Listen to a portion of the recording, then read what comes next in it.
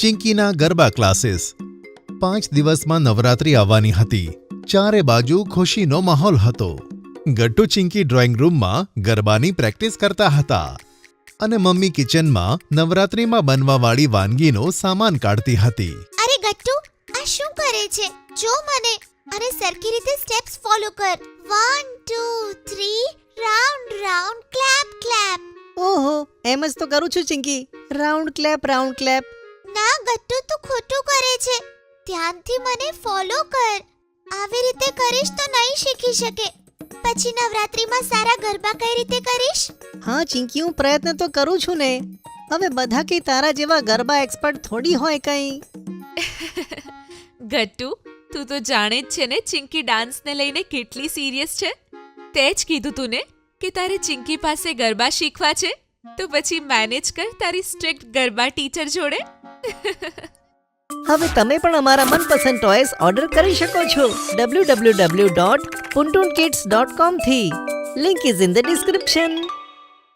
અરે મમ્મી, મને જો પહેલાથી ખબર હોત ને કે ચિંકી આટલી સ્ટ્રિક્ટ થવાની છે તો હું તો શીખત જ નહીં.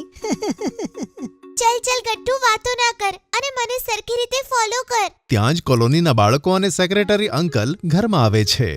નમસ્તે અંકલ. નમસ્તે બેટા. આવો આવો. કઈ રીતે આવવાનું થયું? અરે જુઓ ને, બાળકો જીદ પકડીને બેઠા છે કે આ વખતે નવરાત્રીમાં પ્રોપર ગરબા નાઇટ ઓર્ગેનાઇઝ કરે. અત્યાર સુધી આપણે થોડા ગરબા રમી લેતા હતા, પણ પ્રોપર ગરબા નાઇટ માટે તો સારા ગરબા આવડતા હોવા જોઈએ ને. અને આટલા સારા ગરબા આપણે મોટાઓને ક્યાં આવડે? હા, તો તમે એકદમ બરાબર કહો છો. હે ને? હવે તમે જ સમજાવો ને બાળકોને. બેટા, જીદ ના કરો. અમે મોટા લોકો આટલી જલ્દી ગરબા કઈ રીતે શીખી શકીશું? અને અમને શીખવાડશે કોણ? મમ્મી અને સેક્રેટરી અંકલ બાકીના બાળકોને સમજાવી રહ્યા હતા. ત્યાં જ ગટ્ટુ બોલે છે કે, અરે મમ્મી, આપણી ચિંકી છે ને કડક garba teacher.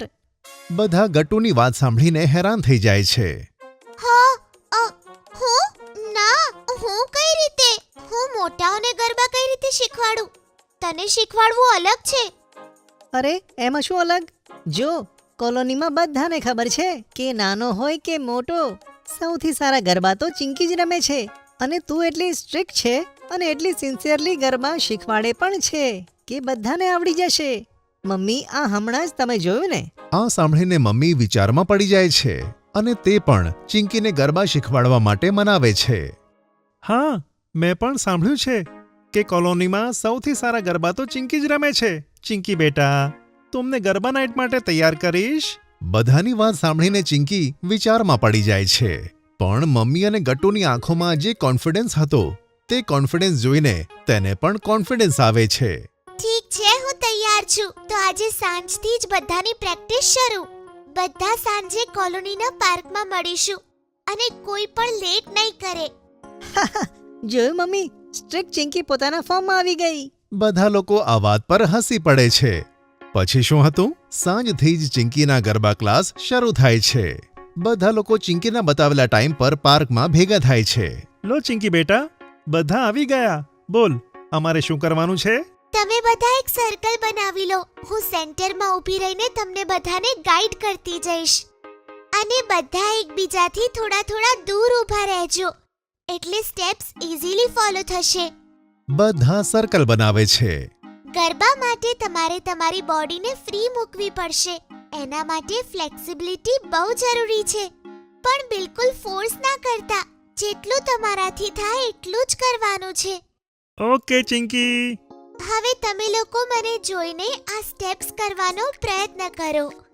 1 2 clap clap round. Chinki કેટલાક સ્ટેપ્સ કરે છે.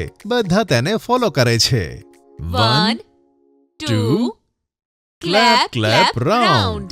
અને આમ ચિંકી ઘણા બધા સ્ટેપ્સ સમજાવે છે અને બધાને ધ્યાનથી ઓબ્ઝર્વ કરે છે.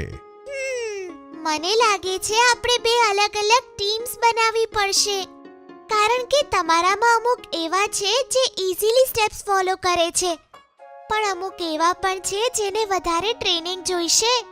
ઓહો ચિંકી, તું તો સરસ રીતે બધાને ઓબ્ઝર્વ કરે છે. હા મમ્મી, તો હવે હું જેનું જેનું નામ લઈશ એ બીજી બાજુ આવીને ઊભા રહી જશે. પછી ચિંકી બધાને એક એક કરીને બોલાવે છે. પપ્પા અને ગટ્ટુ પણ તે ટીમમાં હતા. મમ્મી બીજી ટીમમાં હતા કે જે ટીમમાં બધા આરામથી ડાન્સ કરતા હતા. હવે હું બંને ટીમ્સને અલગ અલગ રીતે ગરબા શીખવાડીશ. ઓકે? પછી તે એક એક કરીને બધાને ગરબા શીખવાડે છે. જુઓ, તમે લોકો સારી રીતે ગરબા કરી લો છો. તમારે બસ સ્ટેપ્સ યાદ રાખવાના છે અને બહુ જ પ્રેક્ટિસ કરવાની છે. પણ તમારે લોકોએ તમારી ફ્લેક્સિબિલિટી પર કામ કરવાનું છે અને સાથે સ્ટેપ્સ યાદ કરીને ખૂબ પ્રેક્ટિસ કરવાની છે. બધા ચિંકીની વાત માની લે છે. કારણ કે હવે ખાલી 5 દિવસ જ બાકી છે, તો આપણે રોજ 2 કલાક પ્રેક્ટિસ કરીશું, જેથી ગરબા નાઇટ પર સારી રીતે પરફોર્મ કરી શકીએ. અને આમ ચિંકી દરરોજ પોતાની બનાવેલી 2 ટીમને એક એક કરીને ગરબા શીખવાડે છે. નવરાત્રિના ઠીક 1 દિવસ પહેલા બધાને ગરબા શીખવાડ્યા પછી તેમને કહે છે, હવે તમે બધા કાલની ગરબા નાઇટ માટે એકદમ તૈયાર છો. All the best. Thank you Chinki બેટા. જો તે અમને શીખવાડ્યું ન હોત તો આટલા સરસ ગરબા આટલા ઓછા સમયમાં અમે કેવી રીતે કરત? હા ચિંકી, થેન્ક યુ. વેલકમ. નવરાત્રિના પહેલા દિવસે બધા લોકો ઘાઘરા ચોળી કુર્તા પાયજામા પહેરીને ચોકમાં આવી જાય છે. ઓહો મમ્મી, આજે તો બધા કેટલા સરસ લાગે છે ને. સાચે જ નવરાત્રિની ધૂન જ કંઈક એવી હોય છે. હા ગટ્ટુ, સાચું કીધું તે. અરે મમ્મી, આ ચિંકી ને પપ્પા ક્યાં ગયા? બંને ક્યાંય દેખાતા નથી. ત્યાં જો ગટ્ટુ, પંડાલની બહાર જો, એ રહ્યા ત્યાં બંને. બંને લાસ્ટ મિનિટ ગરબા પ્રેક્ટિસ કરે છે. ઓહો, શું વાત છે. ઉભા રહો, હું તમને બોલાવીને લાવું છું. 1 2 રાઉન્ડ ક્લેપ ક્લેપ. ચલો પપ્પા, ચાલ ચિંકી, હવે ફાઇનલ પરફોર્મન્સનો વારો છે. બહુ થઈ ગઈ પ્રેક્ટિસ. ગટ્ટુ બરાબર કહે છે પપ્પા, ચલો. પછી બધા લોકો ભેગા થાય છે અને ડીજે સ્પીકર્સ પર ગરબા મ્યુઝિક મૂકી દે છે. બધા લોકો ગરબા મ્યુઝિક પર થનગની ઉઠે છે અને ખૂબ જ ગરબા એન્જોય કરે છે. અને આ સાથે ગટ્ટુ, ચિંકી અને કોલોનીવાળાની ગરબા નાઇટ પૂરી થાય છે. દુર્ગા પૂજાનો દિવસ હતો. મમ્મી અને દાદી દુર્ગા પૂજાની તૈયારીઓ કરતા હતા. દાદી, દુર્ગા માના આટલા હાથ કેવી રીતે હતા?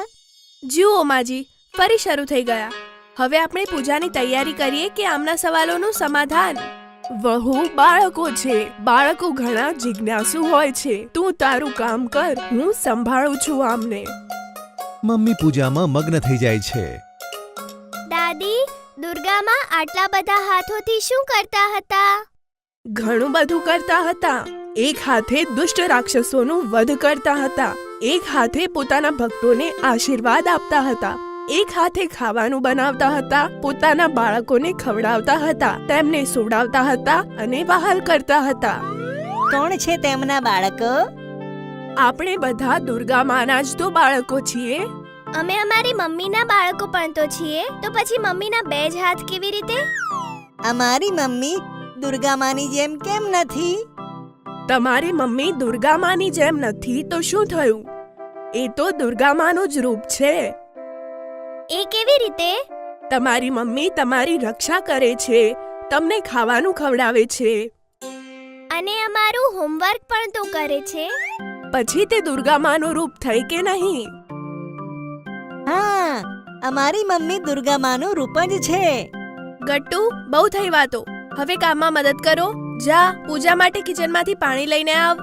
ગટ્ટુ દોડતો કિચનમાં આવે છે અને નળ ચાલુ કરે છે, પરંતુ નળમાંથી પાણી નથી આવતું. ગટ્ટુ મમ્મી પાસે આવે છે. મમ્મી, નળમાંથી પાણી જ નથી આવી રહ્યું. હે ભગવાન, ફરીથી એ જ પાઇપનો પ્રોબ્લેમ. કેટલી વાર કહ્યું છે આમને કે પ્લમ્બરને બોલાવો, પણ સાંભળે છે ક્યાં? હવે પૂજા કેવી રીતે થશે? મારે જ પ્લમ્બરને બોલાવવો પડશે. ત્યાર પછી મમ્મી પ્લમ્બરને ફોન કરે છે અને થોડા સમય પછી પ્લમ્બર આવી જાય છે. ક્યાં પ્રોબ્લેમ છે મેમ? કિચનમાં. ગટ્ટુ, અંકલને કિચન બતાવ. કઈ વાંધો નહીં મેમ, હું જતો રહીશ. આમ કહીને પ્લમ્બર કિચનમાં આવે છે. પ્લમ્બરને જોઈને મમ્મી કંઈક વિચારમાં પડી જાય છે. માજી, આ પ્લમ્બર કંઈક વિચિત્ર નથી? ગટ્ટુને કિચનમાં આવવાની ના પાડી દીધી. જમાનો ખરાબ છે વહુ. કોઈનો કંઈ ભરોસો નથી. પ્લમ્બર થોડો વિચિત્ર તો મને પણ લાગ્યો. ગટ્ટુ ચિંકી, તમે બંને જાઓ અને પ્લમ્બર પાસે ઊભા રહો, ત્યાંથી ખસતા નહીં. ગટ્ટુ અને ચિંકી કિચનમાં જઈને જુએ છે ત્યારે પ્લમ્બર કિચનમાં નહોતો. ત્યારે ગટ્ટુ જુએ છે કે બેડરૂમનો દરવાજો ખુલ્લો છે. લાગે છે આ ચોર છે અને ચોરી કરવા આવ્યો છે. ચાલ આપણે બેડરૂમમાં જઈને જોઈએ. ગટ્ટુ ચિંકી બેડરૂમમાં જઈને જુએ છે પ્લમ્બર કબાટ ખોલીને સામાન પોતાની બેગમાં ભરી રહ્યો હતો. ગટ્ટુ મોટેથી મમ્મીને બૂમ પાડે છે. મમ્મી! ગટ્ટુ અને ચિંકીને જોઈને પ્લમ્બર થોડો ડરી જાય છે. પછી ગટ્ટુ અને ચિંકીને ઉપાડી લે છે. ગટ્ટુ અને ચિંકી બૂમો પાડવા લાગે છે. છોડો અમને, છોડો મમ્મી. મારા પિલ્લાઓ, તમે જ મારું શસ્ત્ર છો. હવે જુઓ હું આખું ઘર કેવી રીતે લૂંટી લઉં છું. મમ્મી અને દાદી બેડરૂમ તરફ ભાગે છે. પ્લમ્બરને જોઈને બંને હેરાન થઈ જાય છે. બધા જ પૈસા ઘરેણાં અને જે પણ કિંમતી વસ્તુઓ છે બધું મને સોંપી દો, નહીં તો તમારા બાળકોની ખેર નથી. છોડી દે એમને, નહીં તો સારું નહીં થાય. અરે મેડમ, બધું જ સારું થવાનું છે. તમારો પતિ ઘરે નથી આ હું જાણું છું, એટલે જ તો પ્લમ્બર બનીને આવ્યો છું. સારું, બધું બેડરૂમમાં જ છે, જે જોઈએ તે લઈ લે, પણ મારા બાળકોને કંઈ ના કરતો. પ્લમ્બર ગટ્ટુ અને ચિંકી સાથે બેડરૂમનો દરવાજો બંધ કરી દે છે. વહુ, આ શું કર્યું? તે મનમરજી કરશે ને આપણે ડરી જઈશું. ના માજી, ચોરની આ જ નબળાઈ છે કે તે આપણને નબળા સમજે છે. આપણે તેની આ જ નબળાઈનો ફાયદો ઉઠાવીશું. તમે પોલીસને ફોન કરો, હું તેને રોકું છું. દાદી પોલીસને ફોન કરવા ભાગે છે અને મમ્મી દુર્ગામાનું ત્રિશૂલ લઈને બેડરૂમની સામે ઊભી રહી જાય છે. જેવો જ ચોર દરવાજો ખોલે છે મમ્મીનો અવતાર જોઈને તે ડરી જાય છે. આ શું પાગલપન છે? હું તારા બાળકોને મારી નાખીશ. તારે જે કરવું હોય તે અહીં જ કર. આગળ વધીશ તો ત્રિશૂળથી તારો વધ કરી નાખીશ. મમ્મી બચાવો અમને. બાળકો, ગભરાશો નહીં, આ ડરપોક છે, કંઈ નહીં કરે.